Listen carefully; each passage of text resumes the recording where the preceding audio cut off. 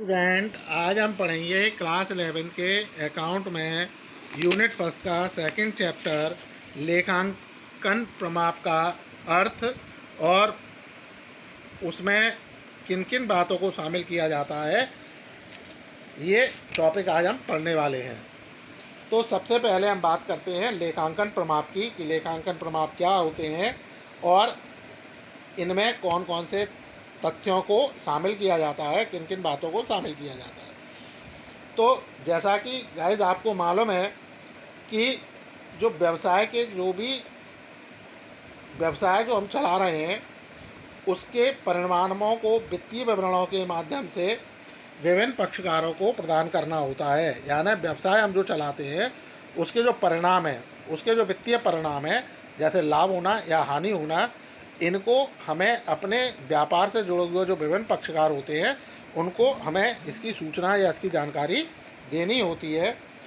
और यदि हम अपने जो वित्तीय व्यवहार हैं या वित्तीय विवरण होते हैं उनको अगर उचित तरीके से न बनाएंगे या नहीं बनाएंगे तो ऐसी स्थिति में उनके जो परिणाम हमें प्राप्त होंगे वो पूरी तरह सत्य नहीं होंगे, भ्रमित करने वाले होंगे, संदेह उत्पन्न करने वाले होंगे।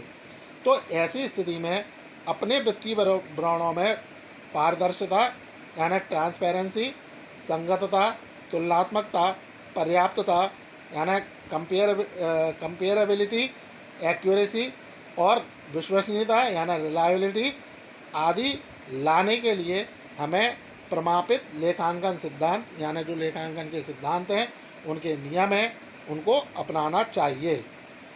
इसकी अब ये लेखांकन प्रमाप क्यों अपनाना चाहिए ये तो समझ में आया, लेकिन होते क्या हैं अब हम इसके बारे में चर्चा करेंगे। तो लेखांकन प्रमाप लेखांकन हेतु प्रमापित लेखांकन नीतियाँ एवं सुव्यवस्थित लेखांकन ढांचा प्रदान करता है जिसके द्वारा संस्थाओं के वित्तीय विवरणों को तुलनात्मक बनाया जाता है। यानी लेखांकन प्रमाप ऐसी प्रमापित लेखांकन की ऐसी प्रमापित नीतियाँ हैं या ऐसी सुव्यवस्थित व्यवस्था है जो लेखांकन के लिए एक स्ट्रक्चर, एक ढांचा, उसके लिए एक आधार तैयार करते हैं और जिसके द्वारा यानी लेखांकन प्रमाप के द्वारा लेखांकन कार्य करके जो उसके वित्तीय विवरण हैं उनको हम कंपेयर करने लायक यानी तुलना करने लायक बना सकते हैं। लेखांकन प्रमाप व्यवहारों एवं घटनाओं के मापन, मान्यता, प्रस्तुतिकरण, प्रकटीकरण आदि तथ्यों से संबंधित है। यानी लेखांकन जो प्रमाप होते हैं वो व्यवसाय की जो भी व्यवहार है या उनकी जो घटनाएं हैं उनको मापने के लिए, उनको मान्यता प्रदान करने के लिए, उनके प्रस्तुतिकरण, उनको प्रेजेंटेशन के लिए, उनके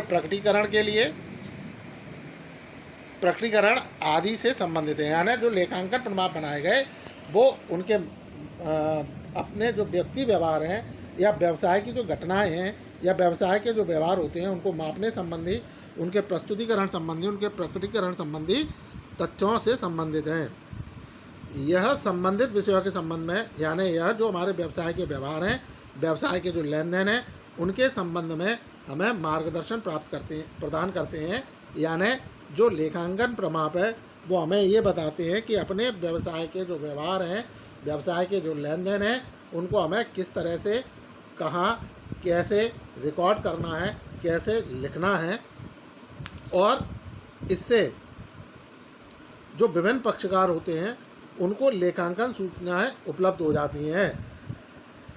यानी जो हम लेखांकन प्रमाप से अपने वित्तीय व्यवहारों का जो प्रस्तुतिकरण और प्रकटीकरण करते हैं और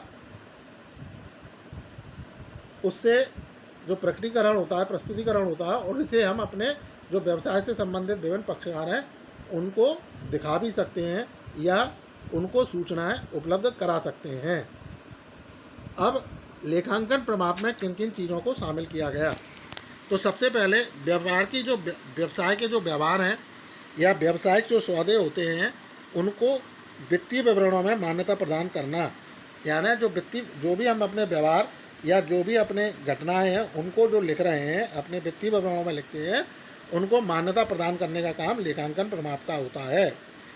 व्यवहार एवं घटनाओं का मापन करना, तो व्यवहारों को मापना यानी जो भी हमारे व्यवसाय के लेन देन है, व्यवहार है, उनको मापने का कार्य भी लेखांकन प्रमाप के आधार पर ही किया जाता है। व्यवहार एवं घटनाओं का वित्तीय विवरणों में स्पष्ट रूप से प्रस्तुतिकरण।